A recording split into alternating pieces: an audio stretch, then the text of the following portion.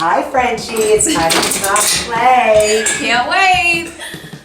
Pamela, thanks for having us today here at Fifth Avenue Fido. Yes, Avenue Fido. Fifth Avenue Fido. We were obviously just checking out the boarding rooms. You offer boarding here. Yes, we do. Tell me a little bit about it. Well, we have 6x8 cabins that are all ceramic tile floors to kind of give you the impression that you're at home. Yes. So people can bring their dogs in when they're traveling or if they're doing a sporting event for the weekend.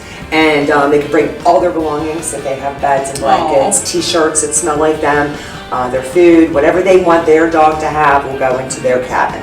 What else do you offer here then at Fido? Are they in a cabin all day long? No, they absolutely not. We make sure that they get nap time, they get fed, they have water, and they get to play. They get to play with their friends. Yes, and we're going to check out the dog yards in a little bit.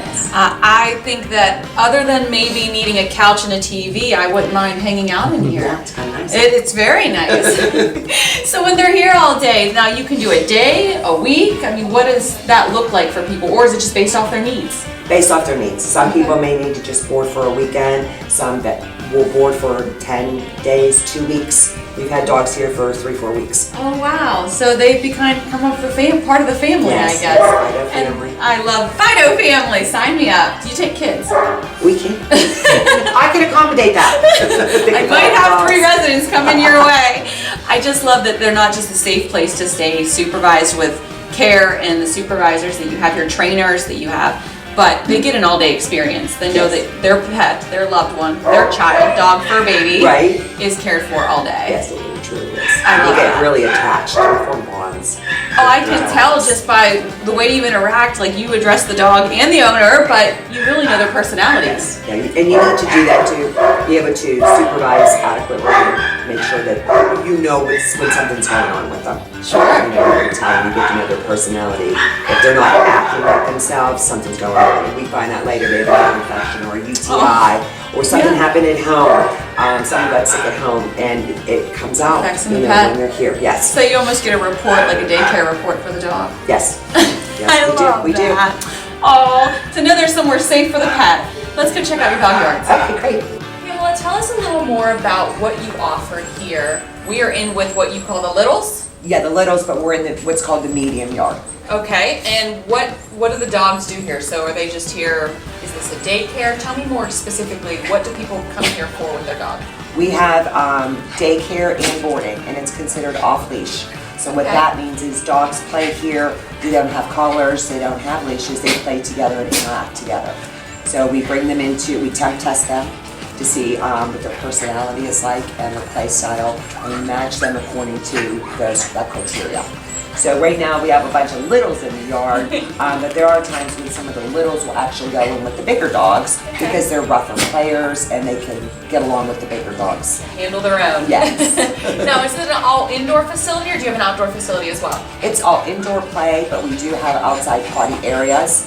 Although in the summertime we have a couple of the labs that like to swim. So we have a plastic pool and we put it out back and we fill it with water and we let them get their swimming in. Their exercise, that's Yes. great. I love that. Right. We might have to go visit some bigs. Do we have any bigs here We do today? have bigs. Large, I guess? Yeah, they should be in that large yard over there. We're gonna have to visit some large. Let's go check it out. Okay. Pamela, something you mentioned earlier was temperament training. We're in the large dog yard. Okay. And obviously, we have dogs here too, we have them in the background. Yeah. But tell me a little bit about the temperament training. Why is that so important? Well, when you're doing off-leash play, you have to make sure that dogs can get along with each other. So there's dog body language. So there's social cues and things you need to watch for. When dogs are greeting each other, it's normally nose to butt, and they're going in a circle. You want to pay attention that they're relaxed, that their tail's even down a little, wagging a little. Their ears may be back, but it's not in a pinched kind of area. Their face is like they're panting, but they're not. That's not stress panting. It's just normal panting. So you, he's talking to her, or she's talking to her, and he's talking to her. So you can tell the way they're bouncing around that they're playing. And that's your experience, and you have supervisors basically in here with the dogs all day. Yes, it's all supervised play. So when we bring a new dog in for a temperament test, we bring the dog into the yard first, let the dog sniff and get acclimated to the yard.